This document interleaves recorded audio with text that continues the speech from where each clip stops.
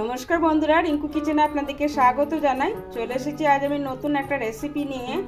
আজকে আমি সুজি দিয়ে দারুণ স্বাদের নাস্তা বানিয়ে দেখাবো। তার জন্য পুরো ভিডিওটা দেখার অনুরোধ রইল। নাস্তা বানানোর জন্য এক বাটি সুজি নিয়ে নিয়েছি আর একটা মিক্সি জার নিয়ে নিয়েছি। প্রথমে সুজিটা মিক্সি জারের মধ্যে ঢেলে নিব। যতটা সুজি নিয়েছি ঠিক ততটা জল দিয়ে দিচ্ছি এই সুজির মধ্যে। আর দিয়ে দিলাম 2 চামচ দই। এবার 2 চামচ তেল দিয়ে দিলাম, হাফ চামচ চিনি দিলাম। চিনি দিয়ে এবার মিশ্রণটা পেস্ট বানিয়ে নেব। সুজিটা স্মুথ পেস্ট বানিয়ে নিয়েছি। এবার আমি একটা বাটির মধ্যে ঢেলে নিব। এবারে সুজির মিশ্রণের মধ্যে দিয়ে দিচ্ছি 1 চামচ গোটা জিরে আর স্বাদ অনুসারে লবণ। এবারে সুজির মিশ্রণের সাথে খুব ভালোভাবে মিশিয়ে নিব। সুজির মিশ্রণের সাথে গোটা জিরে আর লবণটা খুব ভালোভাবে মিশিয়ে নিয়েছি। এবার আমি সুজির মিশ্রণটা সাইডে রেখে দিচ্ছি। নাস্তাটা ভাপানোর জন্য আমি একটা কেক টিন নিয়ে নিয়েছি। এবার অল্প একটু তেল দিচ্ছি। তেল দিয়ে কেক টিনের চারিদিকে লাগিয়ে নিব। আপনাদের কাছে যদি কেক টিন না থাকে তাহলে স্টিলের থালাতেও এই নাস্তাটা বানিয়ে নিতে পারেন। আমি কেক টিনের চারিদিকে খুব ভালোভাবে তেলটা লাগিয়ে নিয়েছি।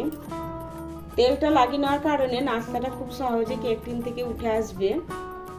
এবারে সুজির মিশ্রণে দিয়ে দিব 1 চামচের 4 ভাগের 1 ভাগ বেকিং সোডা। বেকিং সোডাটা দিয়ে সুজির সাথে খুব ভালোভাবে মিশিয়ে নিব। খুব ভালোভাবে মিশিয়ে নিয়েছি।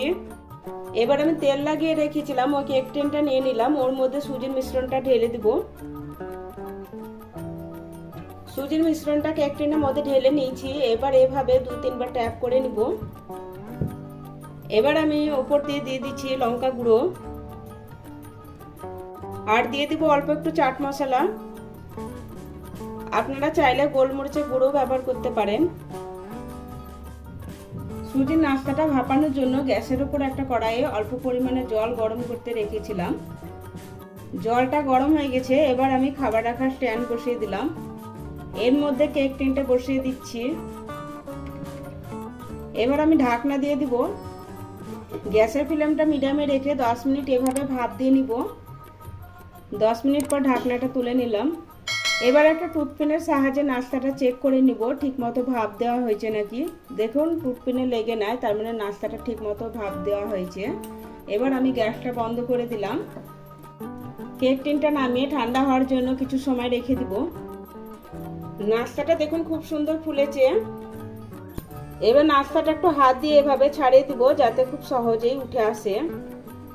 এবার একটা থালা নিয়েছি। এভাবে কেক টিনটা উল্টো করে ধরলে নাস্তাটা ছেড়ে চলে আসবে।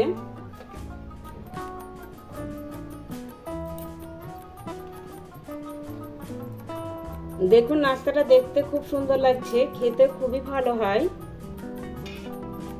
নাস্তাটা এভাবে খেতে পারেন, তবে হালকা সেকে নিব আমি। তার জন্য একটা চাকু নিয়ে নিয়েছি। এবার পিস পিস করে কেটে নিব। আপনাদের কাছে যদি পিজা কাটার থাকে পিজা কাটার দিয়েও নাস্তাটা কেটে নিতে পারেন।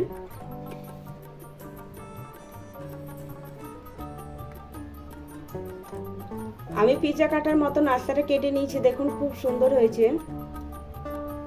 এবারে নাস্তাটা আমি সেকে নিব।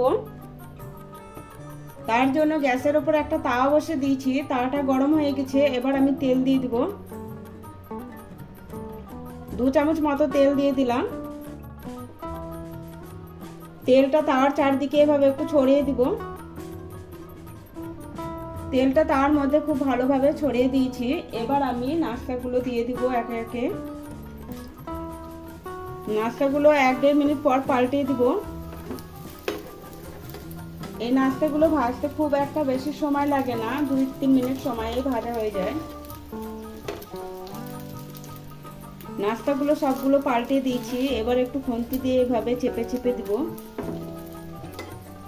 নাস্তাগুলো আমি খুব ভালোভাবে 2 পিঠ সেকে নিয়েছি। নাস্তাগুলো উল্টে পাল্টে ভাজতে প্রায় 3 মিনিট সময় লেগেছে। আমি একটা আপনাদের কাছে নিয়ে দেখাচ্ছি, দেখুন কতটা ক্রিস্পি হয়েছে। সুজির নাস্তাটা আমি টমেটো কেচাপের সাথে সার্ভ করে দিচ্ছি। আমার এই রেসিপিটা যদি আপনাদের ভালো লাগে অবশ্যই লাইক করবেন, বেশি বেশি করে শেয়ার করবেন। আমার চ্যানেলটা সাবস্ক্রাইব করা না থাকলে আমার চ্যানেলটা সাবস্ক্রাইব করার অনুরোধ রইল।